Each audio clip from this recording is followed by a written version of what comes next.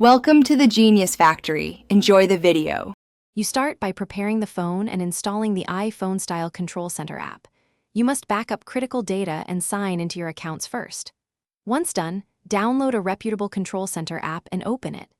Make sure to grant storage access, overlay permission, and accessibility rights so the app can display over other apps and toggle settings. While granting permissions, observe prompts and confirm each permission. This prevents later failures and allows the app to control Wi-Fi, Bluetooth, and shortcuts. Next, configure the layout and toggles to match iPhone Control Center behavior.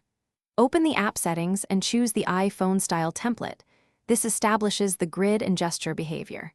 Then add the toggles you need: Wi-Fi, Bluetooth, flashlight, hotspot, and place media and brightness sliders where you expect them. Make sure to assign actions to long press and double tap if supported, because those replicate 3D touch shortcuts. Test each control and adjust sensitivity, so gestures feel natural. Finish by enabling the access gesture and validating behavior across the phone. Turn on edge swipe or status bar gesture in the app so you can summon the control center from any screen, and then test it on the home screen, lock screen, and inside apps. If a toggle fails, reopen permission settings and re-enable overlay or accessibility.